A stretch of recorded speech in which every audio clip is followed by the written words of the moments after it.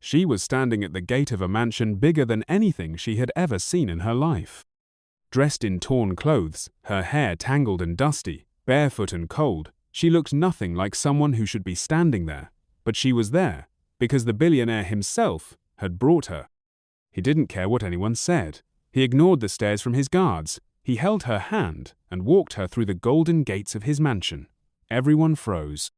"Sir, who is this woman?" one of his workers asked with wide eyes. "She's with me," he said simply. "Get her something warm to eat. And prepare the guest room. No, wait, prepare my room." Gasps.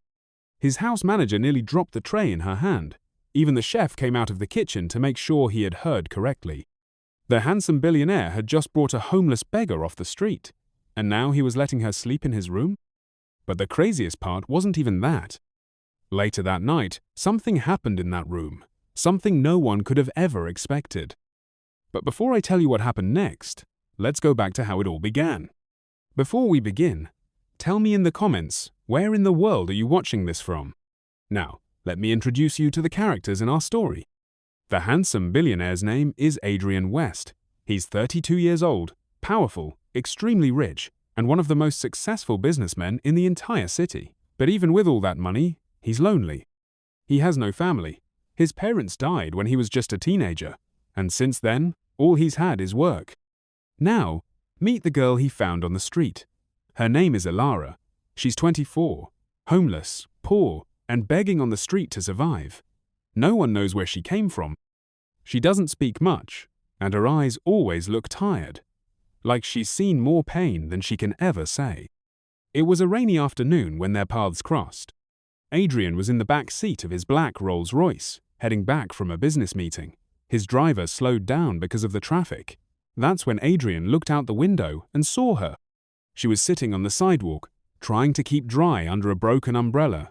Her clothes were soaked, and her lips were shivering from the cold. People walked past her like she didn't exist. Some looked at her with disgust. A few even said cruel things. But Adrian saw something different. He saw pain, real pain, and for some reason, he couldn't look away. "Stop the car," he said to his driver. "Sir?" the driver asked, confused. "I said stop the car." Adrian stepped out of the car with his coat over his head and walked straight to the girl. "Are you okay?" he asked gently. Elara looked up slowly. Her eyes were red from crying. She didn't say anything.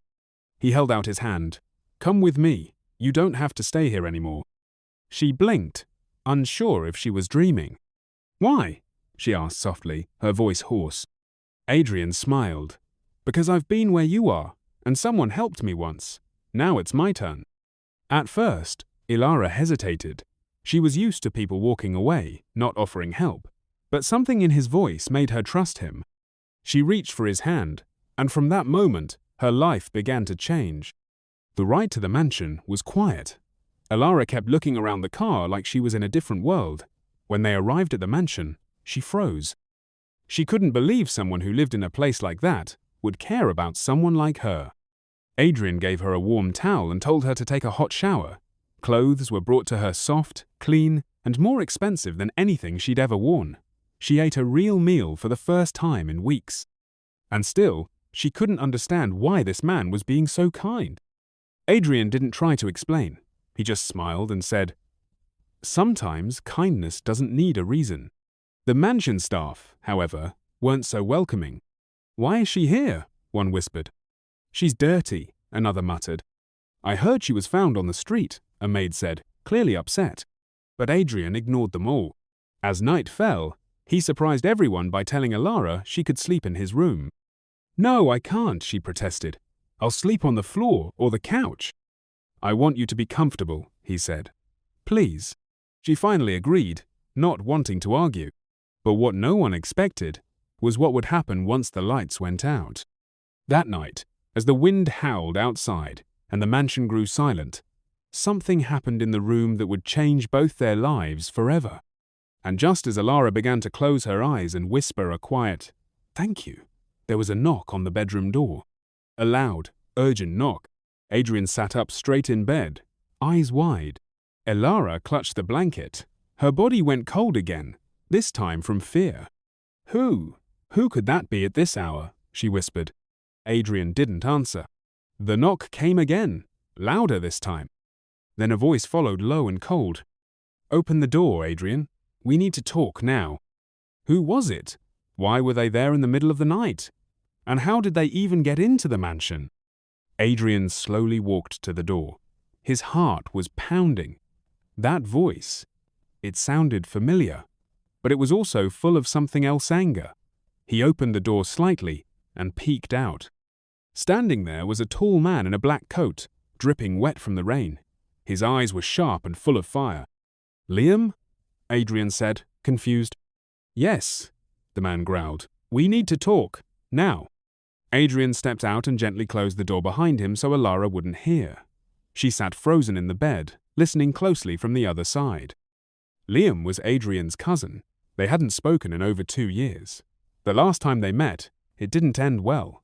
Liam had tried to steal a deal from Onye that could have destroyed his company. What are you doing here? Adrian asked. I heard what you did, Liam said, stepping closer. You brought a homeless girl into your house? Adrian's jaw tightened. That's none of your business. Liam laughed, but there was no humor in it. You're making a fool of yourself, Adrian. What if she's dangerous? What if she's lying to you? She's not. You don't even know her. I don't need to. I feel something when I look at her, something I haven't felt in a long time, and I don't expect you to understand that. Liam took a step back, his eyes still cold. You're going to regret this. Mark my words. Then he turned and stormed off into the darkness. Adrian stood there for a moment, letting the rain hit his face. He knew Liam wasn't just angry, he was planning something. When he walked back into the room, Alara looked at him nervously. Who was that? No one important, Adrian said, forcing a small smile. Don't worry. But Alara could tell he was lying. The next morning, Adrian made sure Alara had everything she needed. He had new clothes brought in, gave her access to the private garden, and even asked the chef to make her favorite meals once he found out what she liked. For the first time in years, Alara smiled. But not everyone was happy. The mansion staff continued whispering behind her back. Some gave her dirty looks. One even refused to clean her room. But Alara stayed quiet. She didn't want to cause problems for Adrian. After all, he was the first person who had been kind to her in a very long time. One afternoon, Adrian came to find her sitting under a big tree in the garden, reading a book. You look peaceful, he said. I'm not used to it, she replied softly. Peace? Adrian sat beside her. Can I ask you something? Alara looked at him. Sure. Where were you before I found you? Alara looked down at her hands. There was a long silence. Then she said, I was running. From what? She looked into his eyes and whispered, From someone who wanted to hurt me. Adrian's eyes narrowed. He wanted to ask more, but he didn't want to push her. That night, as the moon rose, Adrian sat in his office, reading reports. But something strange happened. His computer screen suddenly went black. Then, a message popped up. She is not who you think she is. His blood ran cold. He tried to trace the message, but whoever sent it had covered their tracks well. Just then, his phone buzzed. It was a photo. A blurry picture of Alara, but she looked different. She wasn't wearing rags. She was dressed in expensive clothes, and she was standing next to a man in a suit, a man Adrian didn't recognize. He rushed to the guest room to confront her, but when he opened the door, Alara was gone. The room was empty. No note, no sign, nothing. Adrian's heart dropped. He ran through the hallways, checking the garden, the kitchen, the living room, but she was nowhere. Where is she? He shouted to his staff. No one had seen her leave. The front gate had no record of her exiting. It was like she had disappeared into thin air. But then, just as Adrian stood frozen at the front door, wondering what to do, a loud crash came from outside. He rushed to the gate and saw it. A black car, upside down in the ditch near the gate. Smoke rising, metal twisted.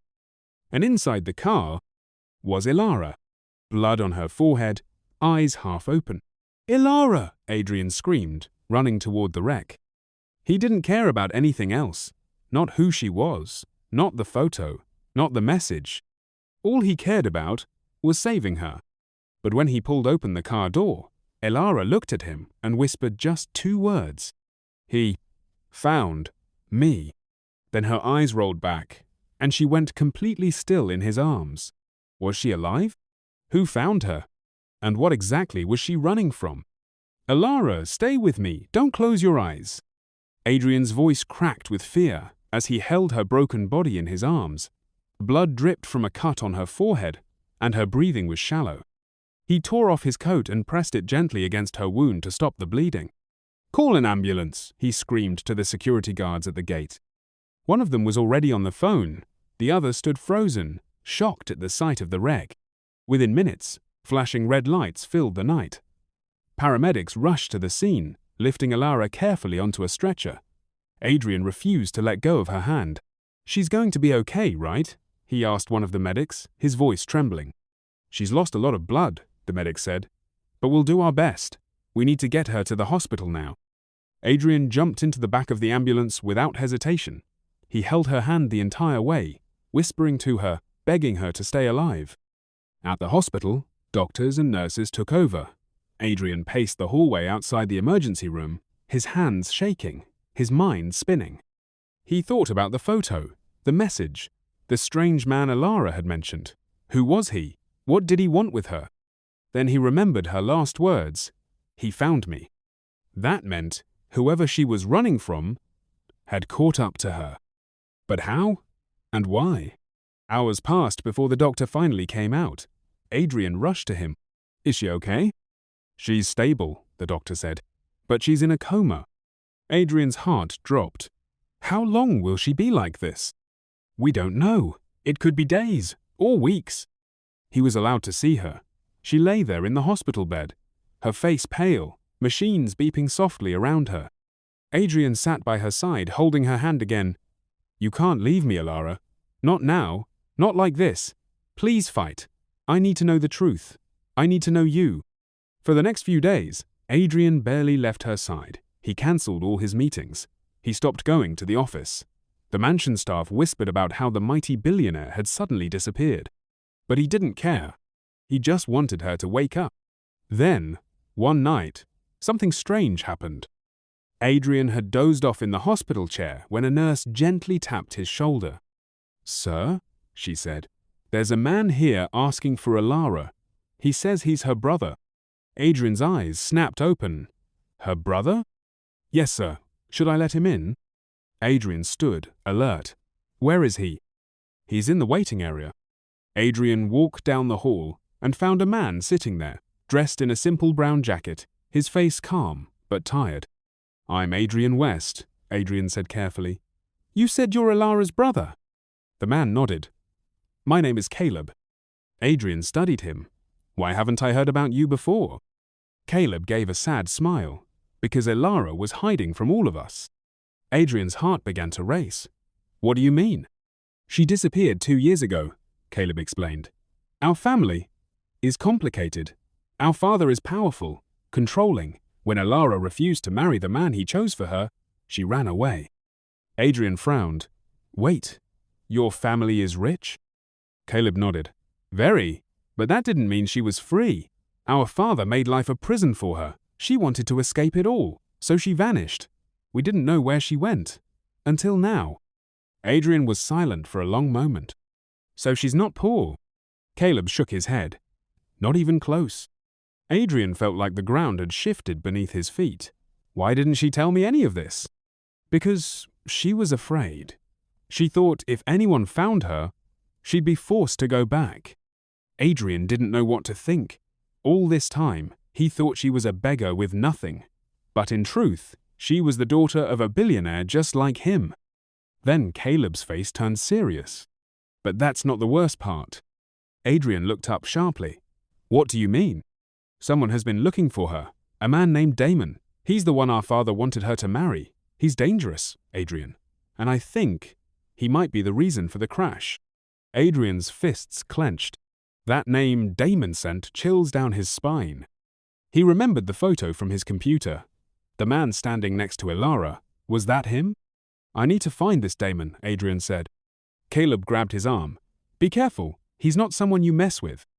That night, Adrian returned to the mansion alone.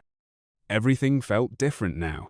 The rooms were too quiet, the halls too empty, and now, the woman he had opened his heart to was a mystery. He walked into his office and opened his laptop again. The photo of Elara and Damon was still there. He zoomed in, and that's when he saw something that made his blood run cold. Around Damon's neck was a necklace. Not just any necklace. The exact same one that Elara was wearing the night of the crash. How did he have it? What did it mean? Just then, his phone buzzed again. A new message. This one had only 2 words. You're next. Adrian stood frozen, staring at the screen. Was Damon coming for him now? And what would happen if Elara never woke up? Adrian couldn't sleep that night. He sat alone in the dark, staring at the message on his phone. You're next. The screen had gone black again, just like before. He placed the phone on the desk and buried his face in his hands. A storm of emotions raged inside him, fear, confusion, and heartbreak. But above all was anger. Who was this Damon? And why was he threatening Elara? Why him now? He needed answers. Fast. The next morning, Adrian returned to the hospital. Elara was still in a coma, her face peaceful but pale. Her hands were cold when he held them, and her chest rose and fell slowly with each breath from the machine. I don't care who you used to be, Adrian whispered to her. I care about you, just you. Please, come back to me. A nurse entered quietly and gave Adrian a small smile. Still no change, she said softly. But sometimes patients hear us even in a coma. Keep talking to her. She might be listening. Adrian nodded. His throat was tight. Later that day, he met Caleb at a small coffee shop downtown. Caleb was already there, nervously tapping his fingers on the table. I looked into Damon, Adrian said, sitting down. He's been in and out of trouble. Police reports, threats, even 2 missing persons linked to his name, but no charges ever stuck. Caleb sighed heavily. Because our father protects him. Damon is more than just a spoiled rich man. He's dangerous and obsessed. He always believed Elara belonged to him. When she ran away, he made it his mission to find her. Adrian leaned forward. Then what was that message about? You're next? What does he want with me? Caleb looked him straight in the eye. He wants to hurt you, because now you have Elara's heart. Adrian swallowed hard. She's still in a coma, he said quietly. That doesn't matter to someone like Damon, Caleb replied. It's not about what she said. It's about what he believes she feels. Just then, Adrian's phone buzzed again. A new message. This time it said, Come alone. Parking lot. 9 p.m. Attached was a live GPS pin. The location was a dark, run-down parking garage on the edge of the city. Caleb looked at the screen. Don't go. I have to, Adrian said. I need to end this. Then I'm coming with you. No, I have to do this alone. He said so. That night, Adrian left a message with his assistant in case anything happened. He got into his black SUV and followed the GPS. The roads were nearly empty. The wind howled as he drove, and rain began to fall again, soft at first, then harder. At 3 p.m., Adrian drove into the dark parking garage. It was cold and silent. The lights above flickered. Water dripped from the ceiling. He parked the car, got out, and waited. Minutes passed. Then footsteps echoed from the far end of the garage. A tall figure stepped out of the shadows, wearing a black coat and gloves. Damon. Adrian took a deep breath. You've been sending the messages. Damon smiled faintly. You figured that out, huh? Impressive. What do you want from me? I want you to stay away from Elara, Damon said coldly. She doesn't belong with you. She's not your property, Adrian snapped. She's a human being. She was mine first, Damon growled. You think you're a hero because you picked her up off the street. You think that means you get to own her now? I don't want to own her, Adrian said. I want her to be free. Damon's face darkened. She was supposed to marry me. It was arranged. She humiliated my family. She humiliated me. I've spent 2 years looking for her. 2 years!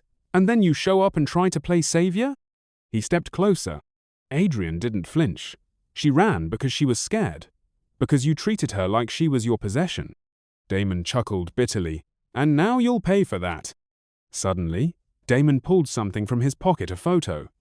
It was Adrian, sitting beside Ilara's hospital bed, taken through the glass window. Clearly recent. You see? Damon hissed. I've been watching you both, every move, every visit. Adrian's fists tightened. What do you want? Damon leaned in close. I want you to leave the city. Forget her. Or next time, that crash won't be an accident. Adrian stared at him. You're not going to get away with this. Damon laughed and stepped back into the shadows. I already have. And with that, he disappeared into the darkness, leaving Adrian alone in the dripping silence of the garage. Adrian rushed back to the hospital. He needed to be there when Ilara woke up. She had to know the truth and the danger she was still in. But when he arrived at the hospital, something was wrong. Nurses were running. The alarms were ringing. What's going on? Adrian asked one of them. Room 407, Ilara's room, there's a problem. Adrian's heart dropped. He sprinted down the hallway, his chest pounding. When he burst into the room, he froze. The bed was empty. Ilara was gone. Only the heart monitor remained, still beeping, but the cords were pulled out. A single piece of paper lay on the bed. It was written in shaky handwriting, clearly rushed. Adrian, I'm sorry. I had to leave. I couldn't let him hurt you because of me, Ilara. He grabbed the paper, staring at it in disbelief. She had woken up. She was alive. But now, she was gone. Where did she go? How did she walk out with no one seeing her? And most importantly, was Damon behind this? We're not done yet. This story isn't over.